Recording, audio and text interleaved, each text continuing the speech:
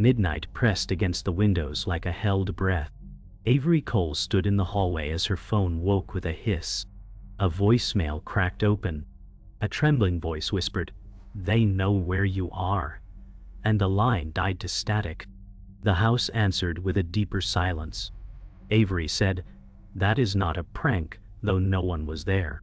A scream tore the night like thin cloth. It came from the cul-de-sac, beyond the maple tree. She ran to the porch and saw only wind and a trash bin rocking.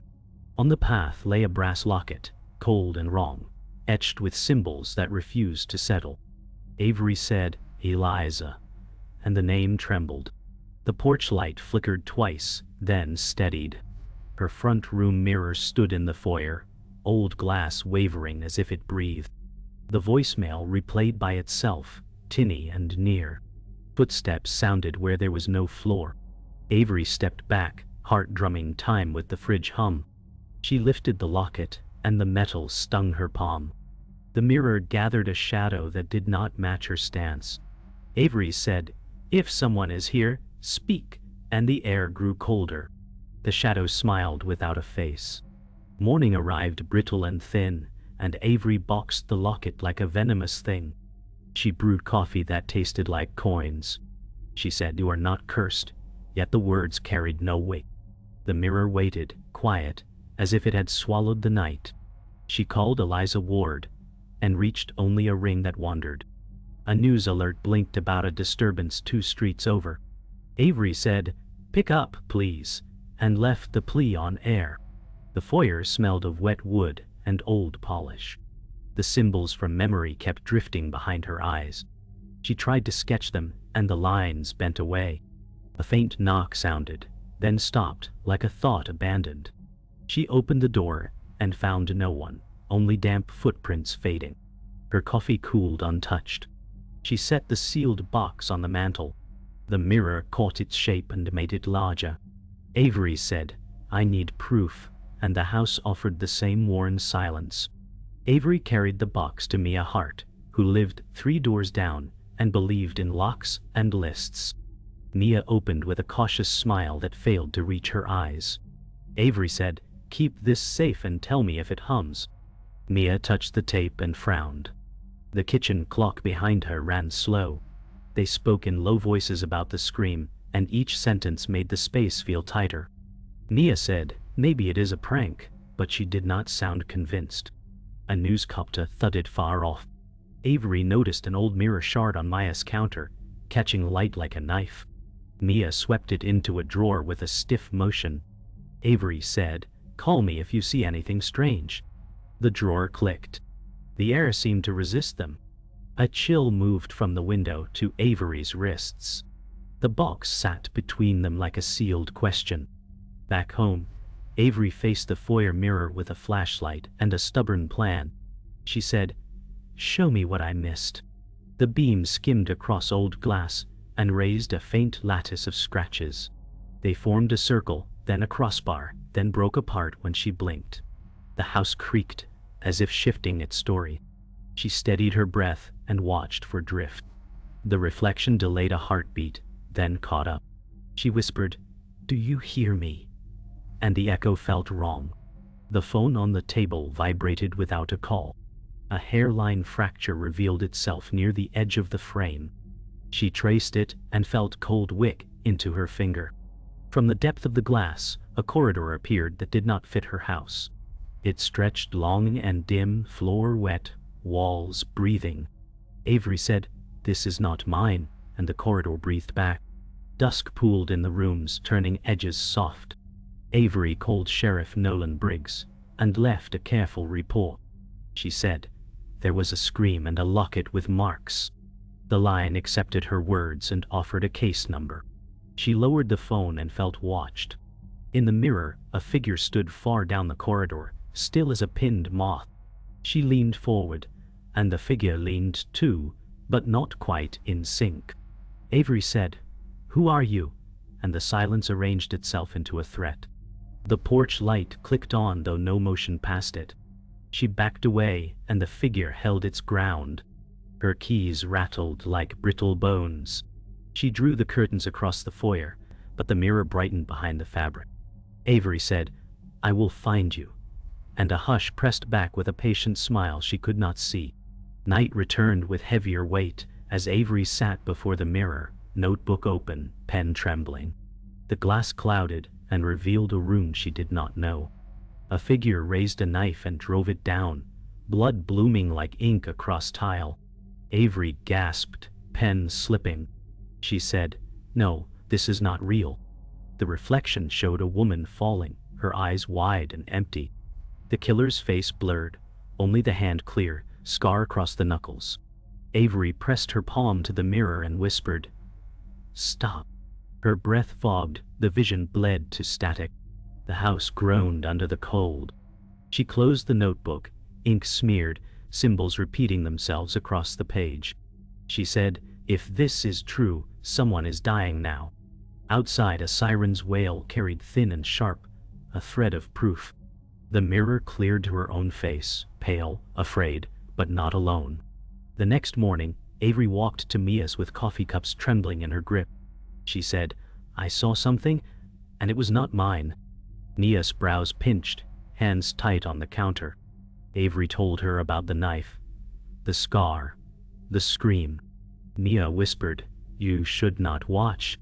Avery pressed, "You know something. Tell me." Mia looked at the taped box, her voice thin as smoke. She said, "Sometimes glass remembers what walls forget." Avery froze. The words carried weight beyond caution. The box thumped softly as if something inside had shifted. They stared at it, the silence thick. Avery said, "We cannot just leave it." Mia shook her head, eyes glassy with fear. The air turned colder between them. By evening, a knock came at Avery's door. A tall man in a long coat stood with a quiet stare. He introduced himself as Elias Cross. His voice held no warmth. He said, "Mirrors never lie, but they never tell the truth either." Avery said, "Who sent you?" Elias answered nothing, only scanned the foyer, eyes resting on the cracked mirror. He said, "If you keep looking, you will see yourself where you do not belong." Avery felt her skin tighten. She asked, "Why are you here?" He smiled thin and gone. "To warn you," he said, "or to watch." Then he left her doorway cold. Later that night, the news crackled from the old radio. A local anchor spoke of a woman missing 2 streets away. Avery's blood iced. The details mirrored what she had seen: kitchen tile, knife, sudden silence. She whispered, "It was true." She paced, phone in hand, debating calling Sheriff Briggs again. The mirror glimmered in the corner, drawing her like a flame. She turned and saw the missing woman's reflection lying still across the glass floor. Avery dropped the phone, screen splintering. She said, "I could have stopped this." The mirror brightened as if mocking her, showing her face lined with guilt. Avery sat before the mirror, trembling with dread. She whispered, "If this is not madness, then you are showing me what will be." The glass rippled like water disturbed. Her reflection blurred, then snapped into focus, her own face, smeared with blood not hers. She clutched the arms of the chair and shook her head. "No," she said, voice breaking. The mirror showed the scarred hand again, closer, the knife gleaming. Avery stood so fast the chair toppled. She screamed, "Stop showing me," but the mirror only cleared to silence. She pressed her forehead against the wall, tears biting her cheeks. The house hummed low, waiting. Morning wore a police station gray over Avery's house as she spread books and printouts across the dining table. She said, "Patterns live in the margins," and copied the symbols from memory. The lines bent again, resisting her pen like oil on water. The mirror watched from the foyer, quiet as a held breath. She turned a page and found the same marks sketched years ago in an old notebook she did not remember writing. Avery said, "I have seen you before." The floor creaked as if answering. Wind pressed the eaves and drew a long complaint from the vents.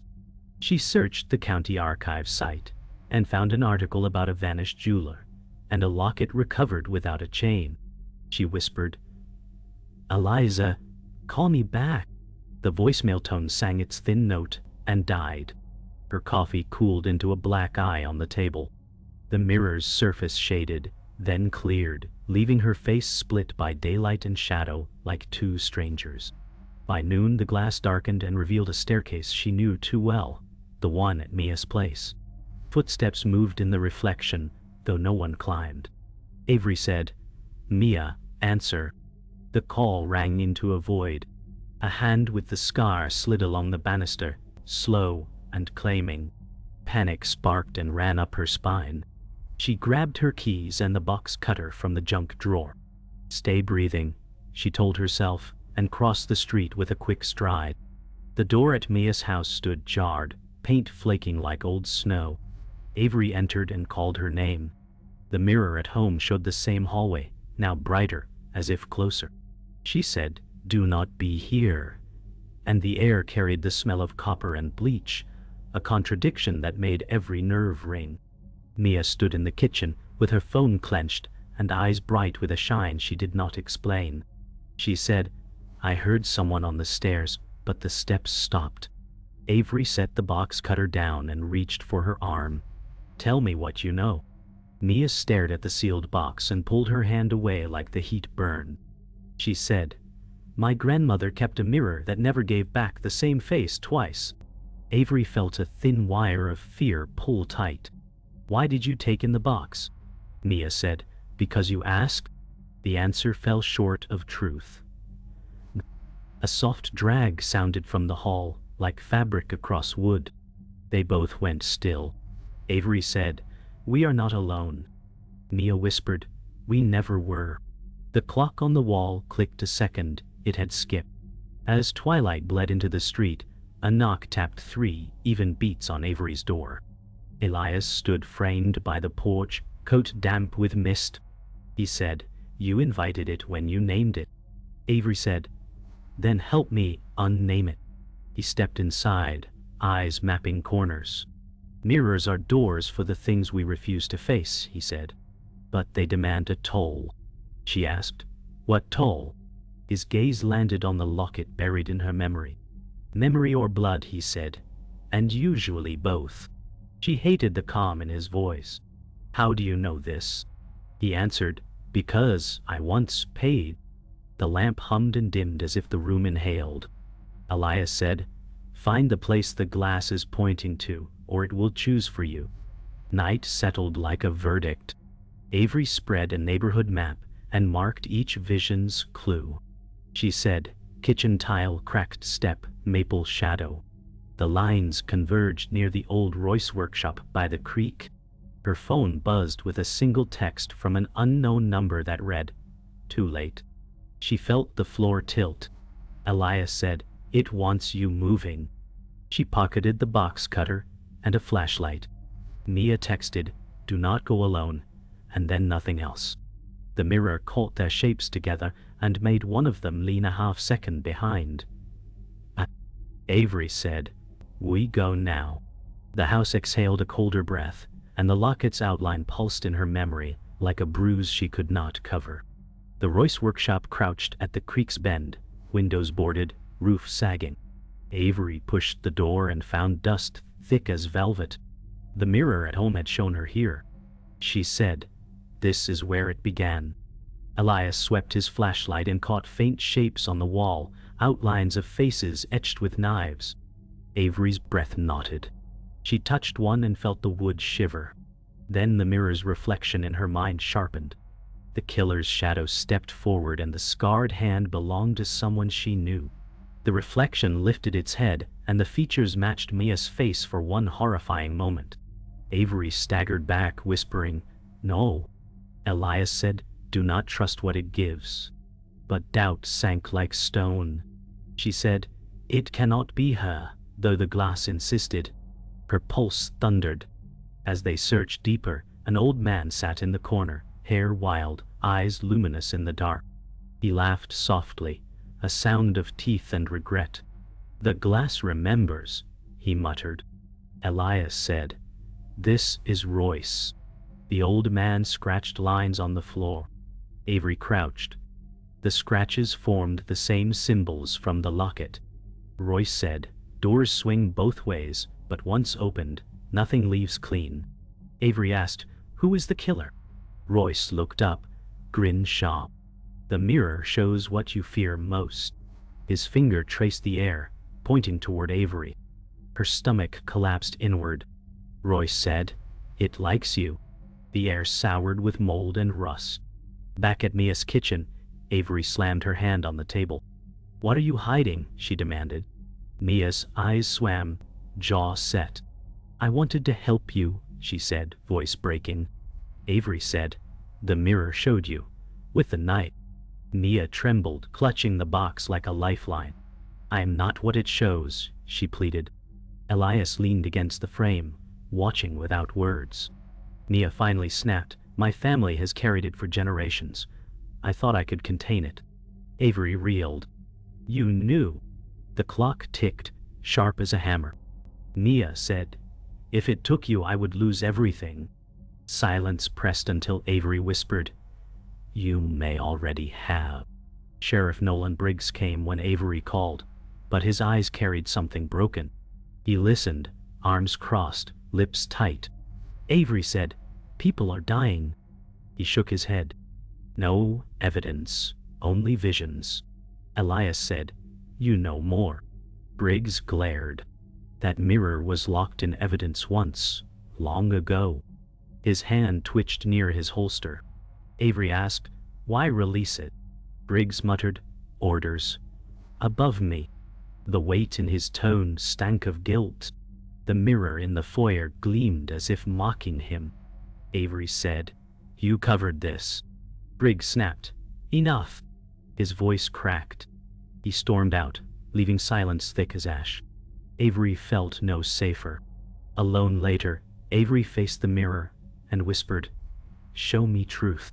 The glass rippled, her reflection blurred, and the scarred hand returned. But this time the killer's face cleared. It was her own, eyes wide, mouth curved in a feral smile. She stumbled backward, shaking her head. No, that is not me. The image leaned closer, knife gleaming, and whispered her name without sound. I. Her tears streaked cold down her cheeks. She said, you are lying, but the mirror shimmered with conviction. She struck the glass with her palm, and the surface vibrated like skin. Behind her reflection, shadows gathered, patient and waiting. Sleep broke in shards, and Avery counted each cut as morning failed to warm the house. She whispered, if I am seeing lies, why do they keep coming true? The mirror held its breath like a patient animal. Elias traced the symbols in his notebook and said, doubt is the lock it prefers. Avery laughed without sound. She said, then I have given it a kingdom. The glass gathered a corridor again, wet and dim, then blinked to her face with a hairline too wide smile. She shut her eyes and named real things aloud. She said, table, floor, lamp, window. Her pulse steadied, then stumbled. From the street came a slow truck rumble, and the smell of rain on metal. Elias said, anchor to noise, not to sight. She nodded, and pressed her palm to the wall instead of the frame. The wall was solid. The mirror looked softer than water. She said, I can still choose. The house did not argue, but something inside the glass waited for her to fail. A knock cut the air, hurried and offbeat. Jamie Clark from the next block stood on the porch with a paper sack and a frightened smile. He said, I saw lights at your place last night. Are you okay? Avery said, that depends on what is real. Jamie glanced past her at the mirror and flinched as if pricked. He whispered, my sister is missing. I thought I saw her in a window, but it was your glass. Elias watched Jamie like a riddle that refused to solve. Avery said, do not look into it.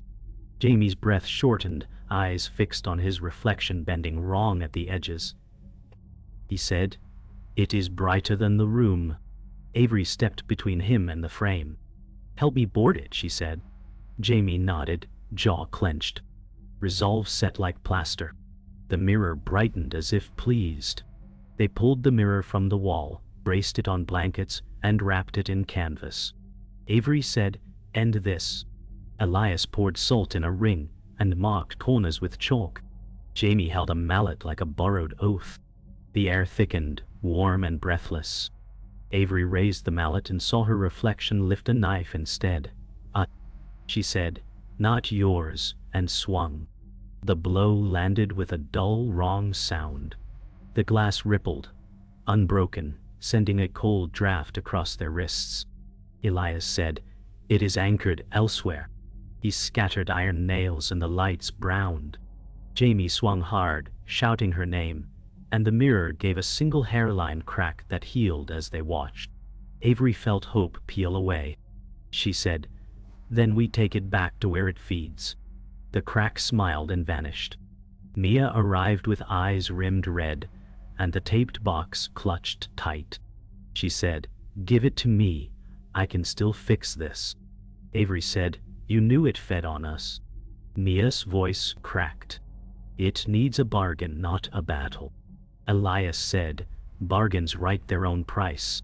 Mia lifted the box lid, and the locket gleamed like an open wound. She whispered, "Take me instead." Avery reached for the lid, and Mia jerked it back. She said, "You were already mocked when you took it home." Betrayal slid into the room like cold smoke. Avery said, "You would trade me." Mia shook, tears bright. "I would keep you," she said, "even if it hates me for it." The mirror brightened, greedy and calm. Avery felt love and fury twist to a single wire. The house went silent as a held note, and the mirror filled with a kitchen Avery knew by heart. Eliza Ward stood there in the reflection, pale and shaking, eyes fixed on something just off frame. A knife glinted. Avery said, "Eliza," and her voice fractured. The scarred hand slid into view and rested on Eliza's shoulder like a claim. Elias grabbed Avery's arm and said, "It is bait." Avery said, "Or a clock." The overhead light in the reflection flickered in a rhythm that matched her pulse. She memorized the tile, the fridge magnets, the crooked towel. She said, "I can get there." Mia whispered, "Do not chase it." Avery answered, "It has her." Resolve locked her in place, then hurled her forward. The mirror hummed, pleased, and the corridor opened like a throat. Avery prepared as though her heartbeat was a weapon. She stuffed the flashlight, nails, and salt into a satchel. Elias stood by the door, eyes steady. He said, "This will cost you more than fear." Avery whispered, "Then fear must pay too." Mia lingered in the kitchen, trembling with the open box, locket glinting. She said, "If you go, it will not let you return whole." Avery tightened her grip on the satchel strap and answered, "Whole is already gone." Rain hammered the roof, each drop a countdown. Elias opened the door, wind flooding the room. The mirror pulsed brighter as though it knew the choice had been made. Avery glanced back once at Mia, who whispered, "Please survive." Avery said, "No promises," and stepped into the storm. They reached the old workshop again, storm water rushing at the creek's edge. Inside, Royce waited, crouched like a shadow peeled from stone. He whispered, "You should not have come back." Elias said, "We came to end it." Royce laughed, a dry rattle. Avery demanded, "How do we kill it?" Royce's eyes glowed with mania. "You cannot kill a mirror. You can only starve it. But who will you feed instead?"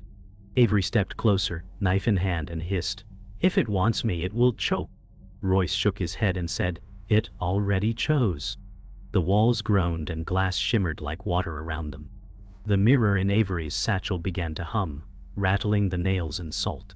She yanked it free and propped it against the wall. Its surface bloomed with blood-red light. From within stepped the figure, the killer fully formed now, scarred hand gleaming with a knife. Its face matched Avery's own, twisted into a grin. She screamed, "You are not me." The reflection raised the blade and whispered her name without sound. Elias threw salt into the air and Royce scrawled symbols across the dirt, but the reflection moved closer, each step echoing like thunder. Avery lifted her knife, her reflection mirroring the motion perfectly, until they stood face to face. The clash came sudden. Avery lunged, blade sparking against the reflection's knife. They circled like twin storms, movements synchronized yet jagged. The mirror shuddered with each strike. Elias shouted, "Break the rhythm!" Avery feinted, stabbing low while her reflection stabbed high. The misstep cracked the mirror's surface. Royce cried, "Yes, starve it!" Avery slashed again, carving across her reflection's arm, and glass rained to the floor. The mirror screamed in silence. The reflection flickered, fading in and out, until only its grin remained. Avery plunged her knife into the glass itself, splintering the surface with a final shatter that shook the workshop walls. The silence afterward was deafening. Avery staggered back, glass dust on her skin. The mirror lay in shards, its glow extinguished, yet the largest piece still held her reflection, smiling wrong. She whispered, "It is over." Elias said, "No, it is never over." Royce slumped against the wall, breathing shallow. He muttered, "Every mirror is a door. Break one, another opens." Avery's chest tightened. In the shard, her reflection blinked half a beat too late. She wrapped it in cloth, voice trembling, "Then we keep it locked." Outside, the storm eased to a hush. But in the quiet, Avery heard a faint whisper of her own name carried back from the glass. Dawn arrived, thin and colorless, and the house felt rinsed of heat. Avery laid the wrapped shard on the table and listened to its faint tick. She said, "You do not own my face." The words steadied her. Elias brewed harsh coffee and watched the windows. He said, "Doors close hardest at morning." Mia sat near the lamp with her hands folded tight.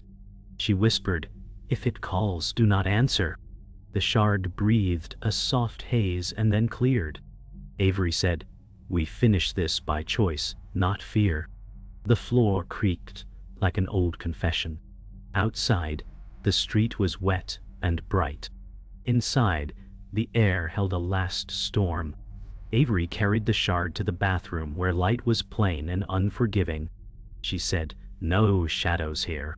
The mirror above the sink reflected a normal morning, which felt untrue. Elias stood at the door and nodded once. Mia set the locket on the counter and stepped back. The shard brightened and showed Eliza's kitchen again, but the fridge magnets had changed. Avery smiled without joy. She said, "This is old bait." The shard dimmed, annoyed.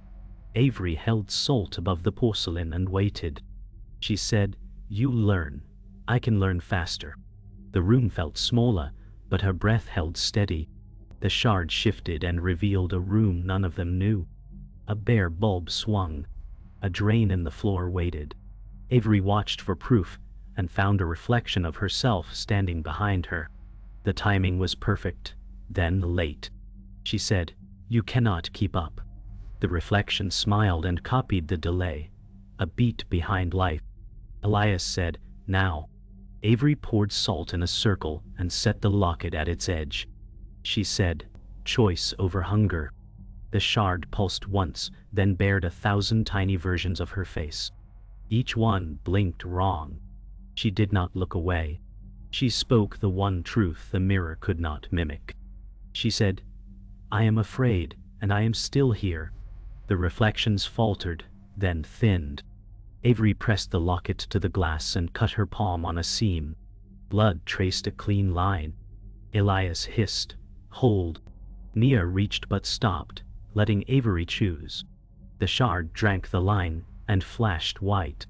It showed only the room, no corridor, no grin. Avery said, "Close." She held the pressure until the light cooled.